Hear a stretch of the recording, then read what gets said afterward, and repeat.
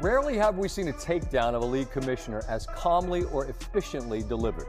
The fact that it came from Nafisa Collier, one of the league's best players and most respected voices, only amplified its... Wow, this is wild. Scott Van Pelt just roasted WNBA Commissioner Kathy Engelbert on live television, and it wasn't even close. On ESPN, Van Pelt calmly but completely dismantled Engelbert's so-called leadership, exposing just how disconnected she's been from the league's biggest stars and defining moments. Fans across the country are fired up, and for good reason, because when someone as respected as Scott Van Pelt calls you out by name on national TV, that's not noise. That's a wake-up call, and now, everyone's asking the same question. WNBA Commissioner Kathy Engelbert came in the form of a statement, which is itself a statement, but not one Engelbert should aspire to make.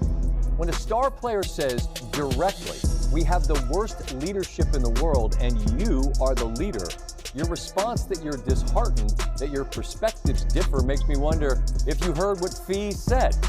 Because it's not differing perspectives. Let's put this in perspective. The WNBA is hotter than it's ever been. Caitlin Clark, Angel Reese, Paige Buchers, the rivalries, the energy, the storylines, everything is pushing the league into a brand new spotlight. This should be the golden era, a time to celebrate record-breaking viewership, sold-out arenas, and unprecedented growth. But instead of headlines about historic success, everyone's talking about Scott Van Pelt's takedown of the commissioner, and in true SVP fashion, he didn't rant or shout. He just surgically dismantled her leadership, calm, smooth, devastatingly precise. He said, "I've earned this platform," which she had, and said, "I don't care what the fine is," which, if I hear her correctly, is to say you have nothing to threaten me with.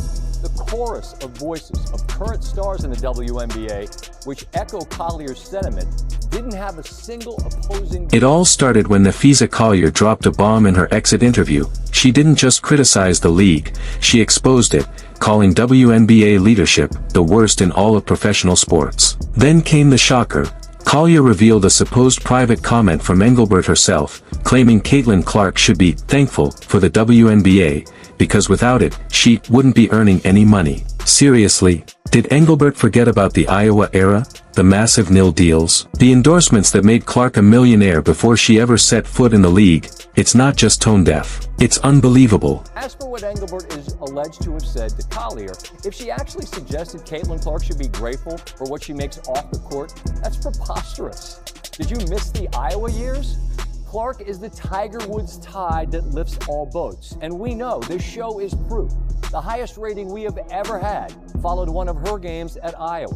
The WNBA has benefited from her presence more than the other way around, even though this year for Caitlin Clark was essentially... Van Pelt zeroed in on that one line, and what he said hit like a sledgehammer. He reminded everyone of something the commissioner seems to have forgotten. Caitlin Clark isn't riding the WNBA's wave. She is the wave. Let's be real. The league is gaining far more from Clark's presence than she's gaining from theirs. Van Pelt didn't just say it, he backed it up. ESPN's highest ratings. All Clark. Sold out arenas. Clark. All-star game main attraction. Clark again, yet Engelbert acts like Clark should be the one saying, "Thank you." That's not just clueless, it's delusional. Elena Deladon on Instagram, who said, and I quote, "It's the care for the human part for me.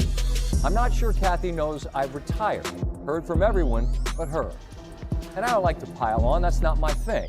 But when a player is beloved, respected, and decorated as Deladon retires as a multiple MVP, league champion, 7-time All-Star, and member of the W25, which celebrated the top 25 players in the league's first 25 years, you throw that woman a parade. To fail even most basic and decent things to do, which is to reach out to say thanks, which by the way couldn't be easier to do. Then came another brutal point. Van Pelt brought up Elena Deladon, multiple-time MVP, WNBA champion, one of the 25 greatest players in league history, who just quietly announced her retirement, and guess who didn't reach out?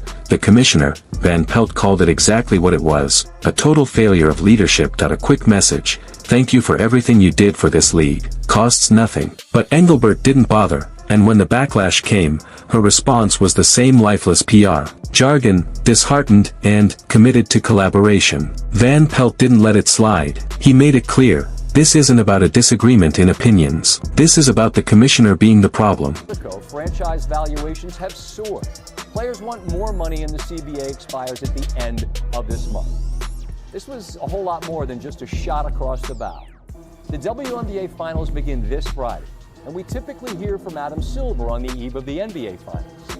Kathy Engelbert has got to do more than... Here's where things go from bad to catastrophic. Not a single person has come out to defend Engelbert, not one.no players.no coaches, not even the league's social media team. Instead, wave after wave of players backed up Collier's criticism. Lexi Hull echoed her words. Sophie Cunningham called Engelbert the most delusional leader the WNBA's ever had. Gino Orima, who rarely takes sides, admitted the league's obsession with physical play is destroying the game's beauty. When rookies and Hall of Fame coaches are saying the same thing, that's not drama. That's a full-blown crisis, and Van Pelt made it clear, this couldn't be happening at a worse time. The collective bargaining agreement is about to expire, players are done staying quiet that they're tired of being underpaid, disrespected, and told to be grateful. Collier's message was simple, fix it, or we'll burn it down. The real danger for Engelbert, the players actually have leverage now. Caitlin Clark isn't just a rookie. She's an entire economy. She drives sponsorships, TV ratings, ticket sales,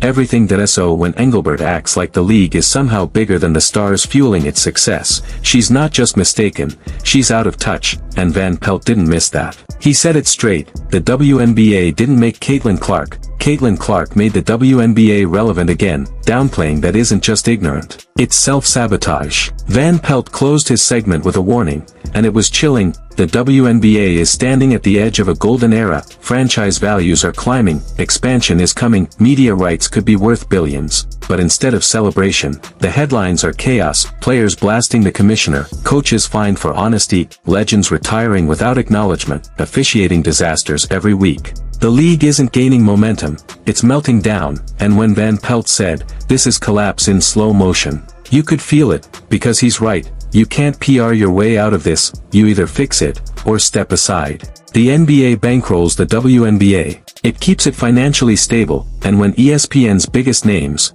Stephen F. Smith, Scott Van Pelt, start questioning Engelbert's leadership on air, how long before Silver steps in himself? The officiating is a mess, communication with players is non-existent, stars are frustrated, fans are losing faith, and Caitlin Clark, the league's single biggest draw, is now caught in controversy because the commissioner decided to downplay her importance. That's not leadership. That's sabotage. Scott Van Pelt didn't need to shout. He didn't make it personal. He just laid out the truth, calmly, surgically, and devastatingly. Collier's criticism, Del Don's silent farewell. Clark's unmatched star power, the officiating chaos, the silence from leadership, put it all together, and the picture is crystal clear. The WNBA is being held back by its own commissioner. Fans know it, players know it, even the media knows it, and now, there's only one question left. Does Kathy Engelbert step down, or does Adam Silver make that decision for her?